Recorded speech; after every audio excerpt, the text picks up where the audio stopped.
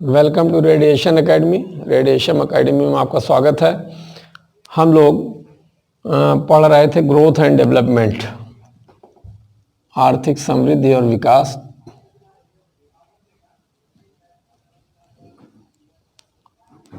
आर्थिक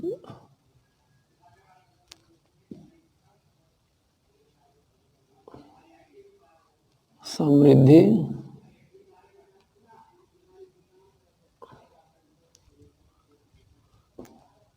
एवं विकास। Growth and development.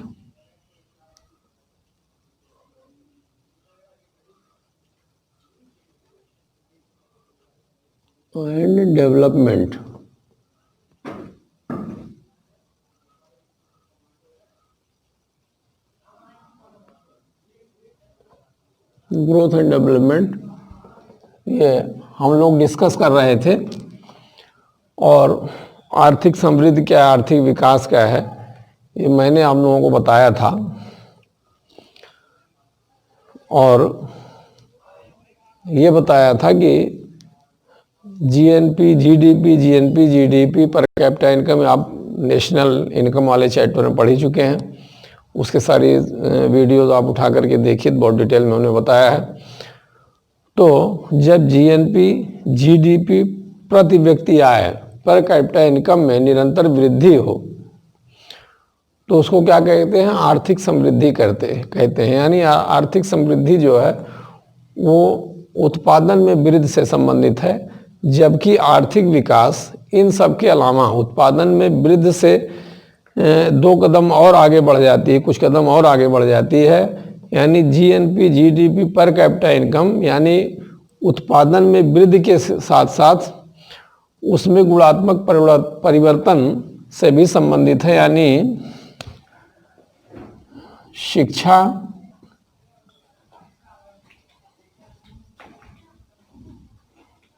स्वास्थ्य,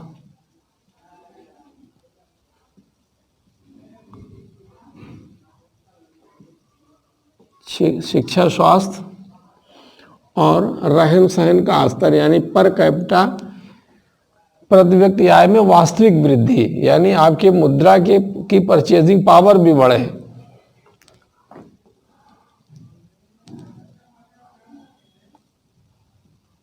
शिक्षा, स्वास्थ्य और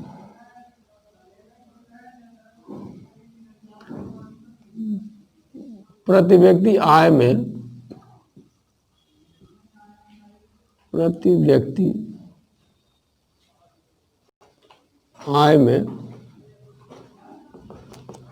शिक्षा, स्वास्थ्य और रहन सहन का स्तर लिख लीजिए। रहन सहन के स्तर में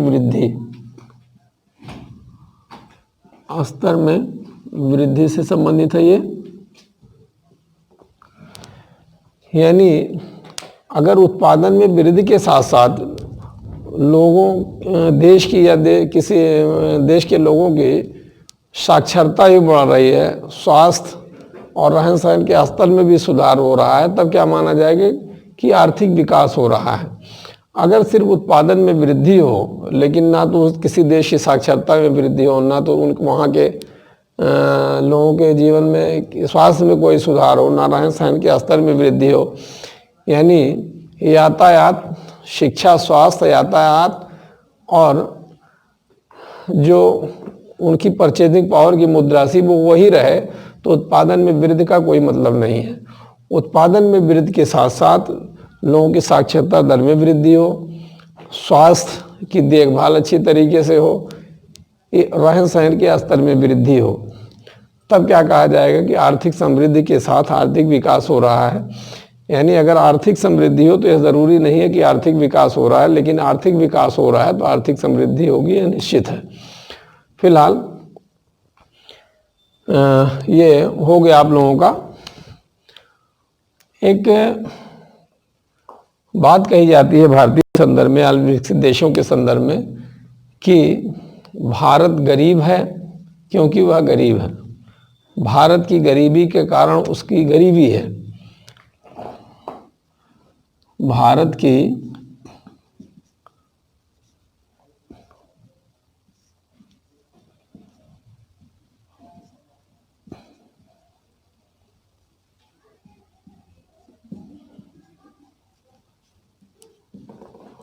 कारण उसकी गरीबी है।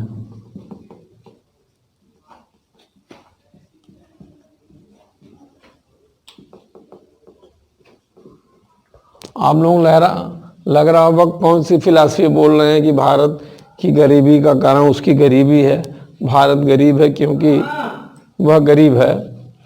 तो यह आप लोगों को लग रहा होगा कि इकोनॉमी छोड़ करके दर्शन शास्त्र पढ़ाने लगे क्या।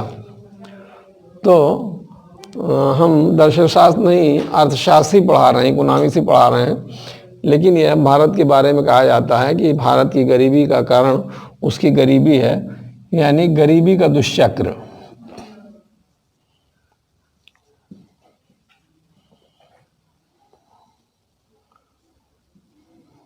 गरीबी का दुष्चक्र क्या है ये देख लिया जाए। किसी चीज का दुष्चक्र जो है बहुत खराब होता है और यह गरीबी का दुष्चक्र है। तो चाहे मांग पक्ष से लिया जाए या पूर्ति पक्ष से लिया जाए, तो पहले हम पूर्ति पक्ष से ले लेते हैं कि कैसे भारत की गरीबी का कारण या किसी अविकसित देश की गरीबी का कारण उसकी गरीबी कैसे है। तो इसको दो पक्ष से लिया जा सकता है। इसको हम ऊपर वाला इरेज कर देते हैं।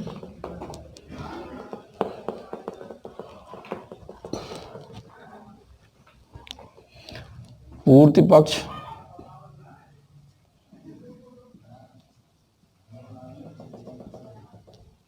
है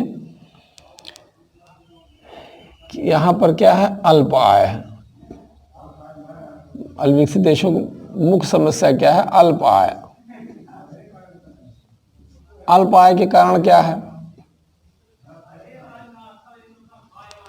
ये पूर्ति पक्ष है आपका। अल्प आय है, अल्प आय के कारण क्या है, अल्प बचत है।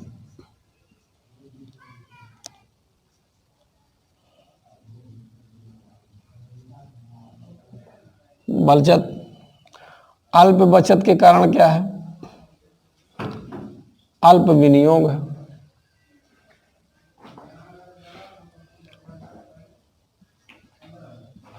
विनियोग, अल्प विनियोग के कारण क्या है, अल्प उत्पादन है या कम उत्पादन है। अल्प उत्पादन के कारण क्या है, आपकी अल्प आय। ये आपका पूर्व पक्ष हो गया। अल्प आय, अल्प उत्पादन, अल्प विनियोग, अल्प बचत, अल्प विनियोग, अल्प उत्पादन, ये पूर्व पक्ष हो गया। यानी अल्पविकसित देशों की मुख्य समस्या ये होती है कि प्रति व्यक्ति निम्न आय का स्तर होता है और जिसके कारण गरीबी होती है। गरीबी के क्यों होती है, अल्प आय होती है तो आय और उपभोग क्या होगा, आय और बचत का स्तर, आय और बचत का स्तर। जो आय होती है, हमने नेशनल इनकम में पढ़ाया था कि जो आपकी इनकम मान लीजिए वाई है, तो इसके दो जो व्यय योग्य आय, हम आप लोग ध्यान दीजिएगा, पिछला वीडियो उठा करके देखिए तो उसमें व्यक्तिगत आय और व्यय योग्य आय, दो आय बताई गई थी। एक बताई गई थी पर्सनल इनकम, दूसरी बताई गई थी डिस्पोजेबल इनकम, यानी व्यय योग्य आय। तो व्यय योग्य आय में से उसमें से क्या आदमी करता है, दो भाग करता है, एक कंज्यूम करता है, दूसरा सरप्लस करता है, यानी उपभोग करता है, बचत करता है। जो अगर अल्प आय है तो आप बचत कैसे कर सकते, कैसे संभव है। तो यह अल्प आय है तो अल्प बचत हो जाएगी या बिल्कुल बचत हो ही नहीं पाएगी, खर्चा ही नहीं पूरा हो पाता। जो निम्न स्तरीय आय वर्ग के लोग हैं, इस मौजूदा टाइम देख लीजिए, प्रेजेंट टाइम उठा करके देख लीजिए, जिनकी निम्न स्तरीय आय है, या इस समय लॉकडाउन के समय देख लीजिए, अगर जो आदमी 500 रुपये डेली कमा रहा था लॉकडाउन के पहले, वो इस समय 200 रुपये नहीं कमा पा रहा है। तो जो अगर 200 रुपये भी नहीं अर्न कर रहा है वो, तो वो कैसे बचत करेगा? जब 500 रुपये कमा रहा था तो उसमें से 300 रुपये वो कंज्यूम कर जाता था, 200 रुपये बचत करता था, सपोज कर लीजिए। इस समय 200 रुपये या 300 रुपये ही कमा रहा है, तो बचत कहाँ हो पाएगा? तो अल्प विकसित देशों की मेन समस्या क्या होती? अल्प आय। अल्प आय है तो अल्प बचत है। इसमें से तमाम लोग, देश में जितने लोग हो, कुछ बचत करेंगे, कुछ वो भी नहीं बचत कर पाएंगे। तो अल्प आय अल्प बचत। अल्प बचत है तो अल्प विनियोग होगा। जो हम उपभोग करने के पास बचा करके रखते हैं, वही तो कुछ दिन के बाद ले जाकर के कहीं इन्वेस्ट करते हैं। आदमी सर्विस करता है, 20,000, 50,000, 60,000 रुपये पाता है, 4-6 साल 10 साल सर्विस करता है, फिर उसके बाद ज़मीन खरीदेगा। अगर उसको घर बनवाना है तो ज़मीन खरीदने, उसमें से धीरे धीरे बचत करता है। बचत करने के बाद जब उसने एक बार ज़मीन खरीद लिया तो तुरंत घर बनवा भी नहीं सकता है वो। फिर कुछ दिन के बाद क्या करता है, वो उसको ब्रेक कर देगा, ज़मीन खरीद करके बाउंड्री करवा करके छोड़ देगा। फिर वो अपनी आय में से कुछ हिस्सा बचत करता है, फिर उसके बाद उसको इन्वेस्ट कर देगा, घर बनवा देगा। तो होलसेल लेवल पर अगर देखा जाए, पूरे देश के स्तर पर देखा जाए, तो अल्प आय है, अल्प बचत है, अल्प विनियोग है, अल्प उत्पादन है, फिर अल्प उत्पादन के कारण अल्प आय है। तो ये आपका हो गया पूर्त पक्ष। और मांग पक्ष क्या है? मांग पक्ष को लिया जाए तो अल्प आय, ये तो है ही है। अल्प आय के कारण क्या है?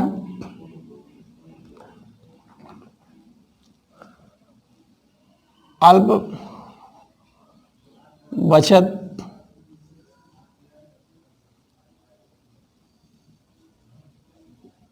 अल्प बचत। अल्प बचत के कारण क्या है?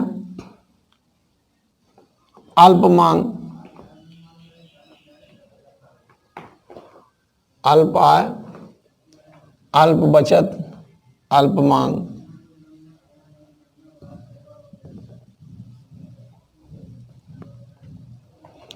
अल्प मांग के कारण क्या है? अल्प विनियोग।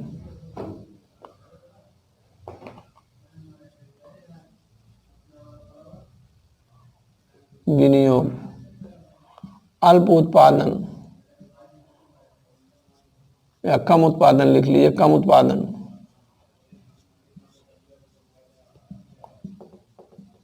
कम उत्पादन के बाद कम आय फिर हो गई आपकी। ये आपका हो गया मांग पक्ष। तो चाहे मांग पक्ष से देखा जाए, चाहे पूर्ति पक्ष से देखा जाए, भारत की गरीबी का कारण सबसे बड़ा है, अल्प विकसित देशों की गरीबी का सबसे बड़ा कारण है वहाँ की अल्प आय। अगर अल्प आय का मतलब कि नेशनल इनकम ले लीजिए आप, नेशनल इनकम संपूर्ण देश की। तो अगर नेशनल इनकम अगर कम है तो पर कैपिटा इनकम क्या है? कम हो जाएगी। अगर साथ साथ उस अर्थव्यवस्था में महंगाई की भी दर बहुत तीव्र है, तब तो और भयावह स्थिति हो जाती है। क्योंकि अगर महंगाई बढ़ गई तो और ही उपभोग पर उसका व्यय हो जाएगा, आय का एक हिस्सा और ज़्यादा अपने आय में से व्यय करने लगे, बचत और क्या होगी? कम हो जाएगी। तो इसीलिए कहा जाता है कि स्थिरता के साथ आर्थिक विकास। प्रथम पंचवर्षीय योजना में ये पूछा भी जाता है, पूछा भी जा सकता है कि स्थिरता के साथ आर्थिक विकास का नारा कब दिया गया? तो ये प्रथम पंचवर्षीय योजना में, फर्स्ट प्लानिंग में स्थिरता के साथ आर्थिक विकास का नारा दिया गया था, लेकिन वह अमल में लाया गया था नवीं पंचवर्षीय योजना से। तो स्थिरता के साथ अगर आर्थिक विकास हो रहा है तो इसका मतलब कि वास्तविक आय में वृद्धि होगी, यानी उत्पादन जीएनपी में जो वृद्धि होगी वो मूल्यों में वृद्धि के कारण नहीं होगी, बल्कि उत्पादन में वृद्धि के कारण होगी। तो प्रति व्यक्ति वास्तविक आय बढ़ जाएगी, क्रय शक्ति क्षमता बढ़ जाएगी, लोगों के उपभोग का स्तर बढ़ जाएगा, कार्य करने की क्षमता बढ़ जाएगी। कार्य करने की क्षमता जब बढ़ जाएगी तो क्या होगा?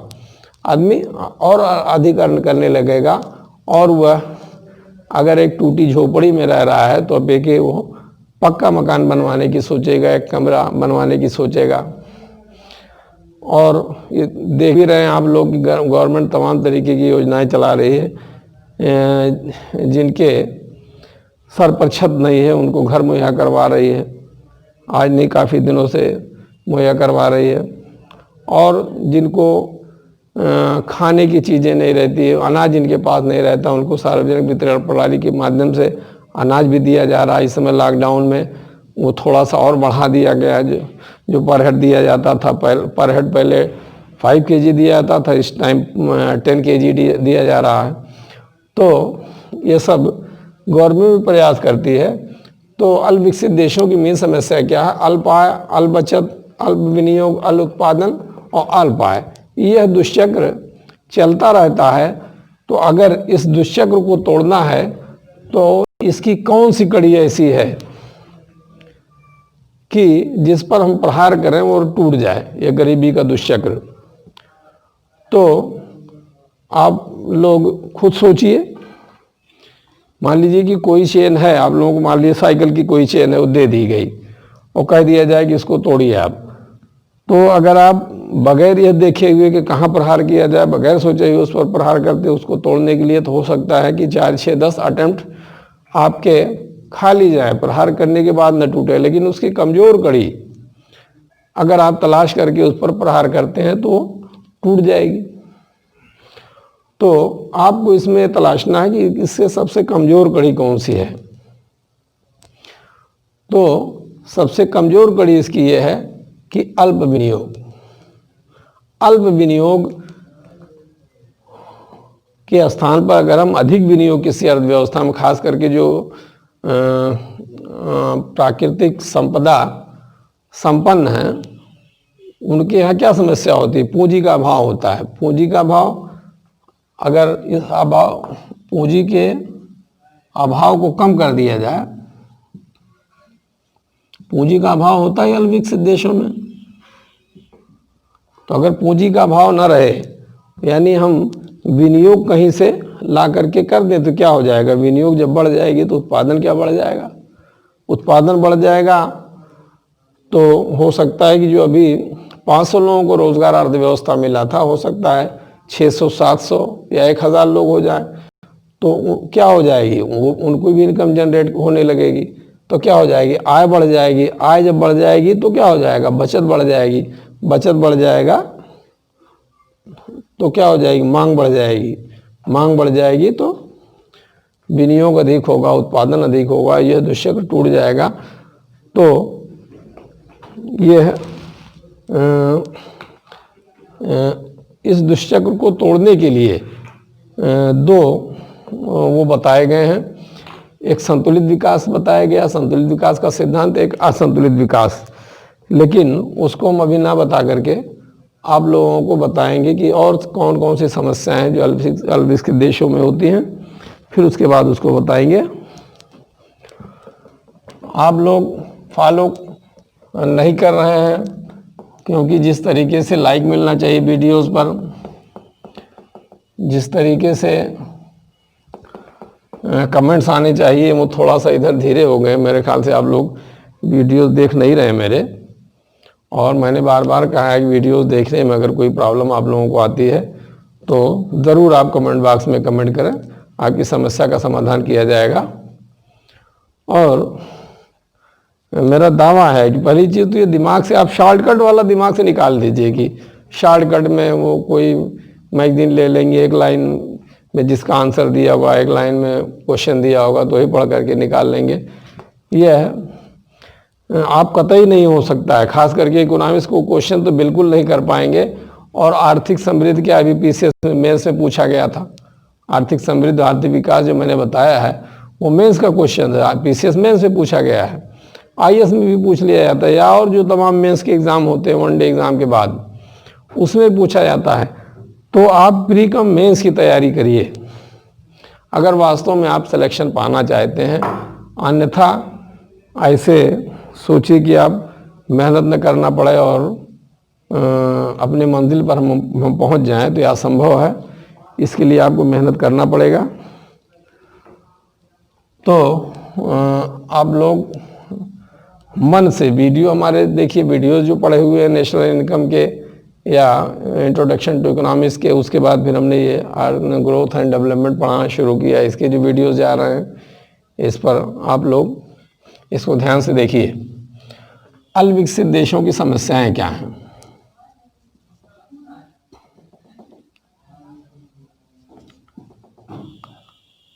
अल्प विकसित देशों की समस्याएं।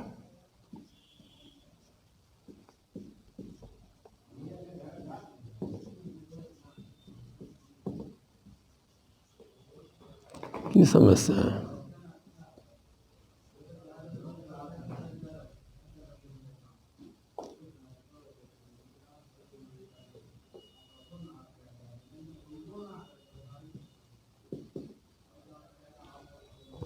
विकसित देशों की समस्याएं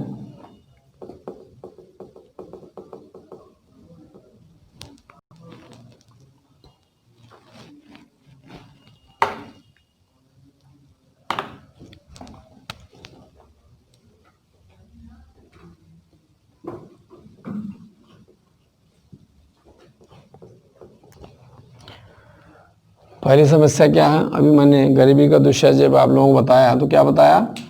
प्रति व्यक्ति आय का कम होना,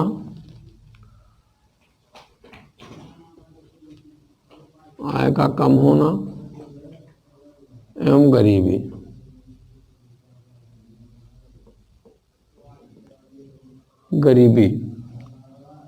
पहला आपका ये है। दूसरा है उपभोग की प्रवृत्ति।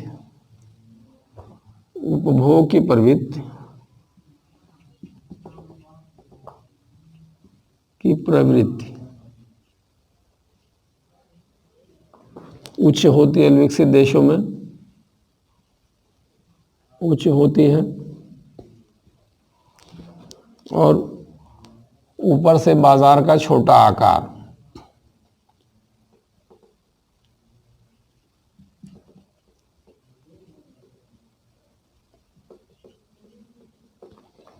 छोटा आकार।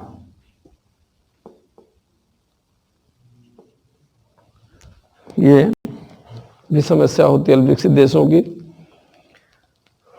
निम्न स्तरीय पूंजी निर्माण की दर। पूंजी निर्माण की दर निम्न होती है।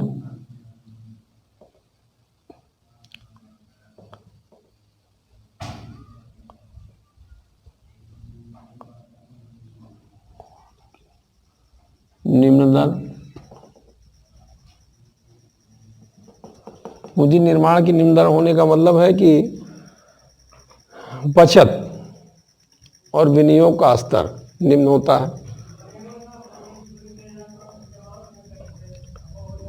फिर पूंजी उत्पादन अनुपात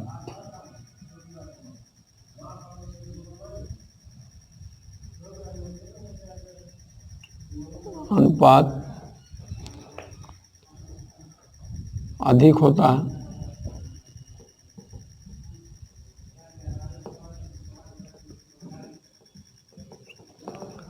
पूंजी उत्पादन अनुपात क्या है? एक इकाई उत्पादन के लिए, एक इकाई उत्पादन के लिए या एक इकाई उत्पादन करने में जो पूंजी लगती है उसे क्या कहते हैं? पूंजी उत्पादन अनुपात।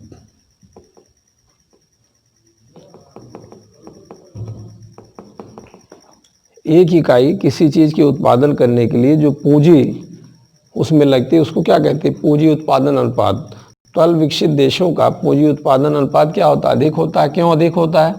क्योंकि उत्पादन की जो तकनीक होती है, उत्पादन की तकनीक जो होती है वह टेक्नोलॉजी इनकी या तकनीक जो है वो अच्छी नहीं होती है। तो उत्पादन की तकनीक अगर अच्छी नहीं है तो पूंजी उत्पादन अनुपात अधिक होगा। पूंजी उत्पादन अनुपात अगर अधिक है तो पूंजी निर्माण की दर क्या हो जाएगी, वह भी कम हो जाएगी। क्यों? क्योंकि आपकी पूंजी जो है, जो आपके प्राकृतिक संसाधन हैं, उनसे मिलकर के क्या करता है, पूंजी का निर्माण करता है। उपभोग की प्रवृत्ति क्या है, उच्च होती है अल्प विकसित देशों में। प्रति व्यक्ति आय निम्न होती है, बहुत कम होती है पर कैपिटा इनकम। उसके कारण क्या होती है, गरीबी होती है। वो गरीबी का दुष्चक्र भी मैंने आप लोगों को बताया ही। इसके अलावा क्या होता है, जनसंख्या, तीव्र जनसंख्या वृद्धि होती है।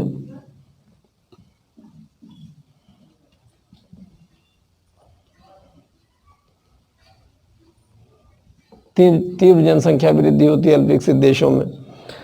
इसके अलावा जो वस्तुएं उत्पादित की जाती हैं वह क्वालिटी में, गुणवत्ता में उतनी अच्छी नहीं होती हैं, और परंपरागत या कृषि आधारित वस्तुओं का निर्यात किया जाता है, वह भी गुणवत्ता संपन्न नहीं होती हैं। तो उसके कारण क्या होता है, अभी आपकी देनदारियां अधिक हो जाएंगी और प्राप्तियां कम होगी। इसके कारण क्या होगा, भुगतान संतुलन आपका प्रतिकूल हो जाएगा। प्रतिकूल भुगतान संतुलन।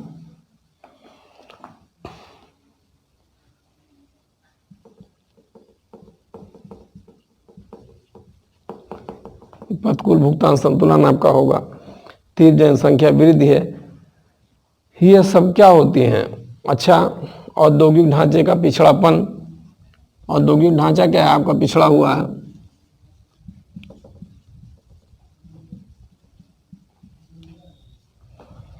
ढांचा पिछड़ा है। औद्योगिक ढांचा अगर पिछड़ा है तो क्या होगा, कृषि पर अधिक लोग निर्भर होंगे। कृषि पर अधिक निर्भरता,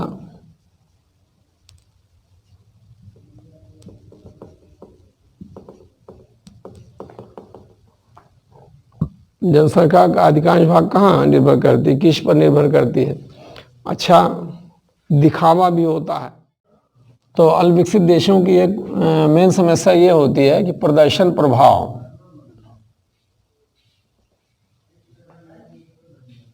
प्रभाव होता है और ईमानदारी का अभाव, वह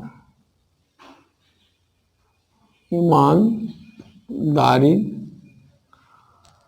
का अभाव, या इसको प्रदर्शन पाव अलग कर लिए, ईमानदारी का अभाव होता है। ईमानदारी का अभाव, ईमानदारी का अभाव से मतलब यह है कि लोग अपनी जिम्मेदारी समझ करके काम नहीं करना चाहते हैं। जैसे 4 घंटे काम करना है, 6 घंटे काम करना है या 8 घंटे काम करना है, जो भी काम करने का समय है, लोग उससे आधे घंटे लेट पहुंचेंगे। चाहे किसी भी ऑफिस में उठा करके देख लिए, और आधे घंटे पहले लोग निकल लेते हैं, 1 घंटे पहले लोग निकल लेते हैं। तो काम से ईमानदारी का अभाव मतलब काम चोरी।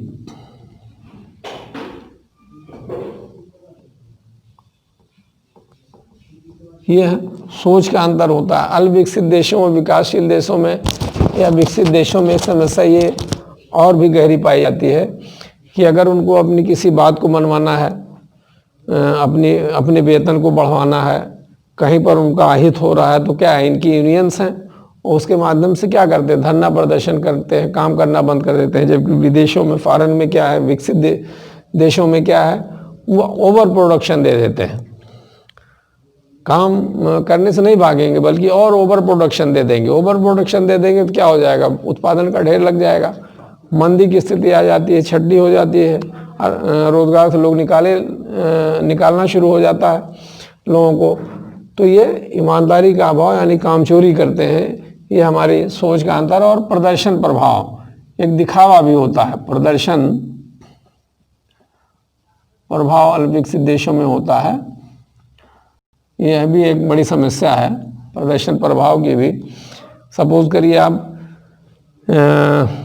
कुछ परिवारों का आप सर्वे कर लीजिए, अपने अगल बगल लोगों को देख लीजिए, या जो मलिन बस्ती हैं वहाँ आप चले जाइए, वहाँ लोगों को देखिए, तो उनके घर में कुछ हो या ना हो, लेकिन आपको टीवी, बेहतरीन एलईडी, और परिवार में जितने लोग हैं सबके हाथ में मोबाइल आपको मिल जाएगी, एंड्रॉयड मोबाइल मिल जाएगी। लेकिन हम आप जो मध्यम वर्गीय परिवार के लोग हैं, जो पढ़े लिखे हैं, शिक्षित हैं, तो उसमें एक ही मोबाइल से लोग परिवार पूरा काम चलाएगा। लेकिन उनके यहाँ क्या है, वो अपने आप को दिखाने के लिए, उनके अंदर दिखावा होता है या इन्फीरियरिटी कॉम्प्लेक्स समझ लीजिए, उसको ख़त्म करने के लिए ये परिवार के जितने लोग हैं सबके हाथ में एंड्रॉयड मिलेगी।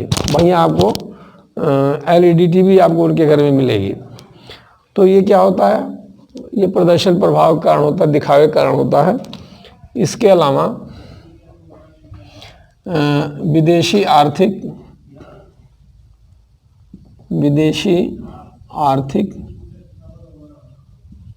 निर्भरता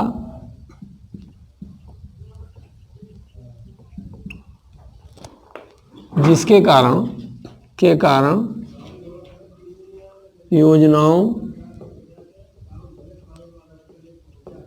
व नीतियों के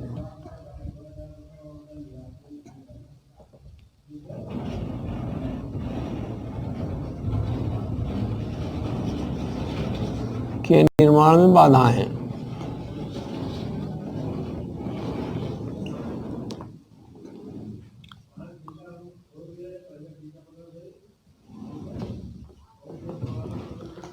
हमने गरीबी का दुष्चक्र बताते ही समय बता दिया था कि हमारे यहाँ की मेन समस्या है अल्प आय।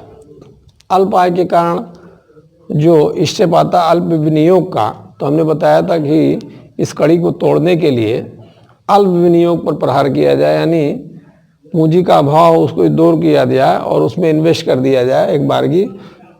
तो क्या हो जाएगी, अर्थव्यवस्था अपनी जड़ता से उसका ढांचा ऊपर आ जाएगा, तो वो टूटेगी उसकी जड़ता अर्थव्यवस्था की। तो उसके कारण क्या होगा, उत्पादन अधिक हो जाएगा। तो विदेशी अल्प विकसित देशों की क्या समस्या है, पूंजी का अभाव। तो विदेशी आर्थिक निर्भरता, यानी दूसरे देशों पर निर्भर करते हैं। अगर हमारे पास पूंजी नहीं है तो लोग क्या करते हैं, कहीं IMF से जा कर के लोन लेंगे, कहीं RBI, कहीं वर्ल्ड बैंक से जा कर के लोगे, यार तमाम विदेशी संस्थाएं वहाँ से लोन लेते हैं। क्या करने के लिए, विनियोग करने के लिए, या किसी देश से जा कर के पर्सनली ले लेंगे। तो अगर किसी देश के पास लोन लेने के लिए गए, पूंजी का अभाव दूर करने के लिए विनियोग करना चाहते हैं अधिक, तो वो क्या करता है, अपनी शर्तों पर लोन देता है, जिसको टाइड लोन बोलते हैं। टाइड लोन,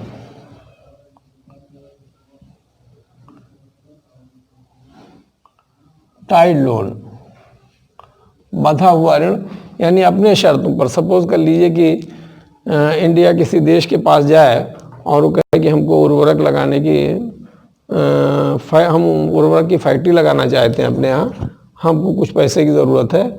तो कह देगा नहीं, हम इसके लिए आपको नहीं देंगे। अगर आप इन्वेस्ट करना चाहते हैं अपने यहाँ तो कोई इंडस्ट्री लगाइए। वो ऐसी इंडस्ट्री बता देगा कि जिसके रॉ मटेरियल्स आप खुद न प्रोवाइड करवा सकें। तो उस क्या करेंगे, उससे ऋण भी लेंगे और उससे क्या लेंगे, उसे रॉ मटेरियल्स उसी देश से इंपोर्ट करेंगे। तो उसका दोहरा फायदा हो जाता है। एक तो आपको जो ऋण दिया उस पर ब्याज लिया, और दूसरा क्या किया, अपने एक्सपोर्ट को उसने बढ़ा दिया। यानी जो रॉ मटेरियल्स उस इंडस्ट्री के लिए आपको चाहिए उसे क्या करेंगे, इंपोर्ट करेंगे।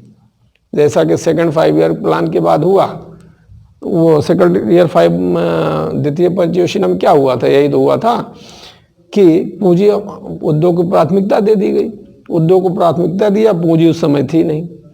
पूंजी नहीं थी, क्या किया हमने, विदेशों से ऋण लिया इन्वेस्ट करने के लिए। और ऋण जब लिया तो रॉ मटेरियल्स हमारे पास भी नहीं, रॉ मटेरियल्स हमने इंपोर्ट किया। टेक्नोलॉजी हमारे पास भी नहीं, वो भी हमने इंपोर्ट किया। और सब मिला जुला करके क्या हो गई, द्वितीय परियोजना के बाद 5 वर्ष में अर्थव्यवस्था आपकी धड़ाम हो गई, गिर गई। और उसके बाद समस्या ही समस्या। अच्छा, इस बीच 5 साल में जनसंख्या बहुत तेजी से बढ़ गई। तो एक विदेशी आर्थिक निर्भरता जो है ये भी महत्वपूर्ण कड़ी है, क्योंकि पूंजी का अभाव होता है जब, तो आप क्या करते हैं, विदेशों पर निर्भर रहते हैं।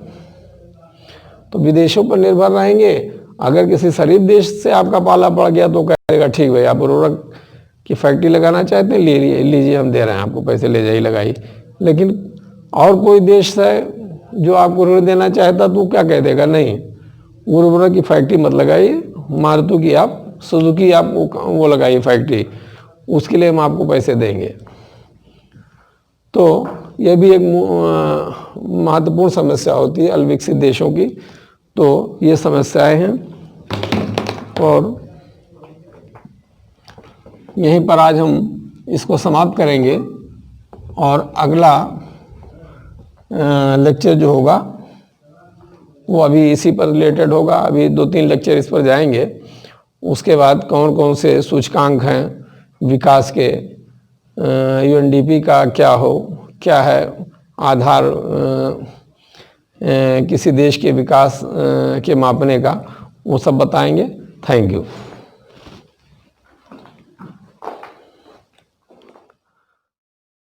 Subscribe now and press the bell icon.